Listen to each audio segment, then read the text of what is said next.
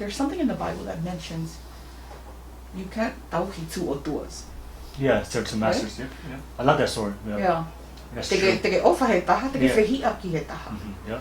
And that's what happened with my situation. Because what I used to be, like what I used to revere, which was getting those academic accolades, that was my otua, became like second fiddle to my teaching gig because that was my passion. Yeah, that's your passion. It's what makes you happy. Yeah. Totally. Like, and it continued to do that where it got to the point where I had that uncomfortable conversation. And I'm not gonna lie, like I said, my moms, I call all of them mom.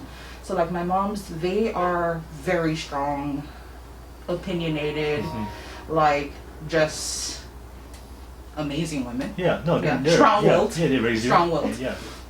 And I guess my willingness to make my grandpa proud kind of like transferred to my mom's three sisters. You know? And so that reason was able for them to understand. Yeah. Was at least a way for you to kind of like ease it. Yeah.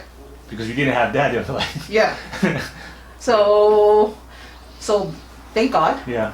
That something came up where I could use that as like to justify it, you know, and make and ease that pain or you know for them. So they were kind of more open than they usually would have been if I had came out to them and been like, I'm sorry, your dream, not my dream. Yeah. You know, like maybe I do further down, but like down the line. But where I'm at right now is giving me peace, is keeping me sane, is like fulfilling me in a way that I wasn't feeling like I was getting fulfillment, like fulfilling me in a way that I wasn't being fulfilled before. You know, and I guess that's what happens when you come across your calling. Yeah. You know, when you find that job that does not feel like a job and you wake up in the morning wanting to go to that job, it no longer is a job. Yeah. You know, like you said, it's like your calling. Yeah, you don't see it as work. It is not. It's like you're enjoying it. That's how I felt. Yeah. Ever since I started that job. You know, like 5 years here teaching in the United States in different places, in different cities, and like I've never looked back after that. It is an elephant in the room where like at certain points when we have conversations, before I even go into that, like I guess another thing that eased that transition from like, or like telling them that, okay, I don't want to do this, like we were parting ways in terms of like the expectations piece. One of the reasons why was because I was away from home. Yeah. I was here. I think if I was within like, or like at home with them, or like I depended on them for everything, it would have been a whole different story. Yeah. I would not have been able to bite the hand that feeds me. Yeah. You know what I mean? Yeah.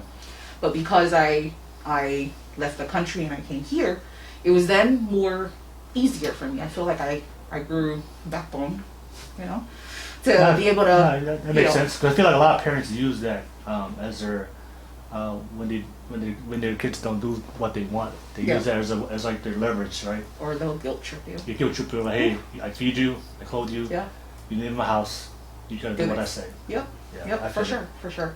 And so it eased the transition, or like me moving from focusing on academics to my career, and still an elephant in the room. I know just like a few months ago, I had a family member suggest that, well, you don't have to work anymore. You have 2 more siblings like that are in college and they're almost done with school because I paid for their tuitions. And like you should be good. Like right now, your siblings, some of your siblings are already working and they're good. They could take care of that, and then you can come and finish your doctorate. Yeah. And I'm like, no. Yeah. You know, like I don't even bother to go into like a whole conversation about it. I'm just like, no, it's okay. You know. And then, but yeah, so that's where it's at now.